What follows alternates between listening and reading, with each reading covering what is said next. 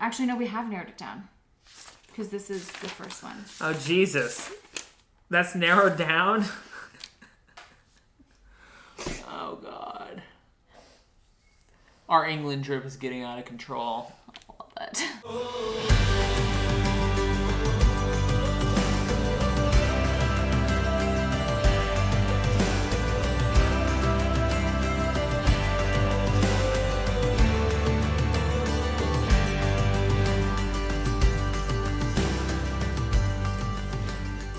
It is a rainy day today here in Texas, so we decided to stay in and make a short video about how we actually plan our overseas trips. We are in the middle of planning our next big trip. We are hoping to go next spring to England, Ireland, and Wales. Step 1, choose your destination.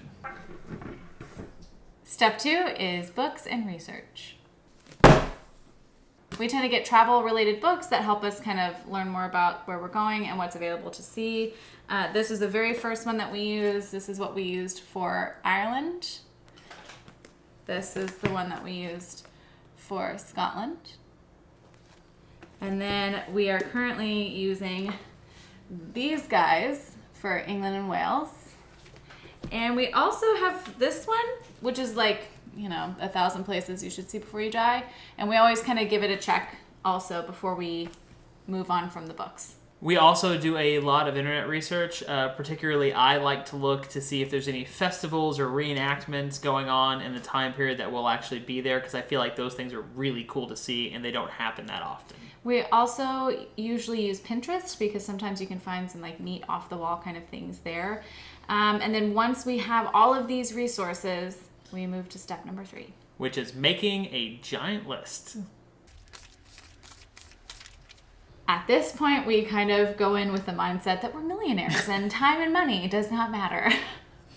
We make this list of everything that we could possibly want to do, and we get it all compiled, and then we move on to step 4.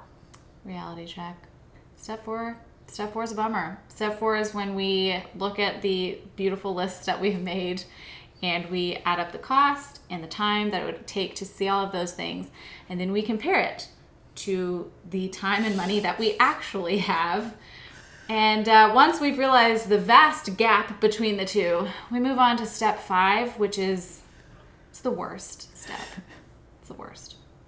Narrowing it down. We pull up every single location on our list and we do our research and we slowly go through and cut it to ribbons so that we can fit it into our time frame, and it generally goes something about like this.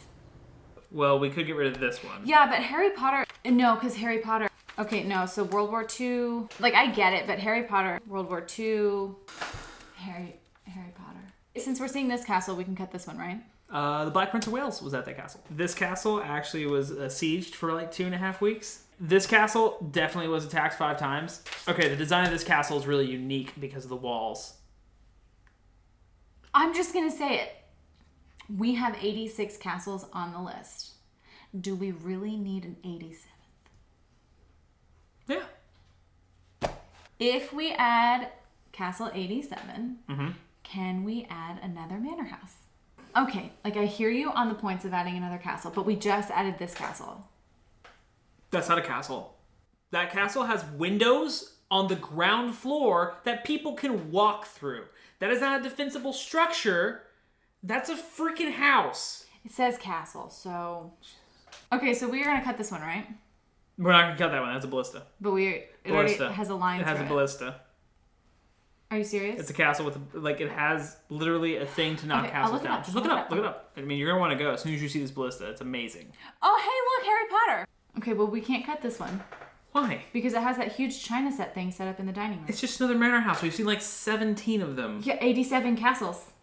So you want to go just so we can stare at another like 500 sets of china? Yeah, look at this china set. Hold on, it is pull it up and look that at it. Great. It's just... It's closed while we're going to be there.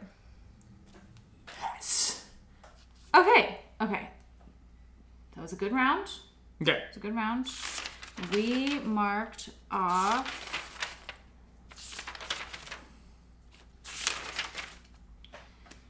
8 locations. We cut 8. You want to go again?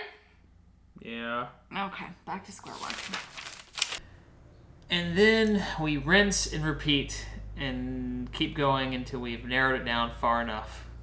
Also, we do kind of keep a backup list in our back pocket because sometimes things happen. You never know what's going to go wrong while you travel. So we keep some of those things. We keep like a running list of like, well, if this is closed, we can just go check this out. And we kind of keep that handy. We kind of have an A list and a B list. Yeah. Step 6 is getting a map. We like to buy a physical map because it's much nicer for us to be able to see it. We put it on one of those like foam boards, and that way we can put pins in it, and we put it on the wall. And after we've got it up, we move on to step 7, which is pinning everything. We go through and we pin the location of all of the places that we're going to stay. That way we can get like a scatter shot of what it's going to look like on the map, and it gives us just a good visual of what our trip is slowly turning into. When we pin things on the map, I tend to do all of our locations that we're going to go see, all the attractions. I pin those in red, little red pins, and then I use little black pins to mark all the places that we're going to stay the night. And that way when we're planning our route, I know what is a stop on the day and what should be a stop at the end of the day. That brings us to step 8, which is mapping it. We usually start with the place that we flew in the country. And then once we know our starting point, we get out our little string and we just move from pin to pin. We usually do this in a way that kind of just takes us through the country in the best way. So if we're going from top all the way around to bottom, we don't go like from here all the way over there, all the way over here, all the way over there. We try to make it in the most logical sense. And that pretty much ends it on step 9, which is essentially save money, prepare to go on major adventure. This is how we like to travel overseas. We know it's not for everybody. Everybody travels differently. It just works really well for us. We go in with the viewpoint that maybe we'll never get to come back, and we want to see as much as possible while we're there. That about wraps it up for our planning phases on how we plan our overseas trips. If you have any questions, please comment below. We would be very happy to answer them. Yeah, and if we get enough questions, maybe we'll do like a Q&A follow-up thing and get a little more in-depth into things that you guys want to know. But yeah, that's it for this one. So please comment and like and subscribe and all the things. They're really helpful. And we'll see you guys next time.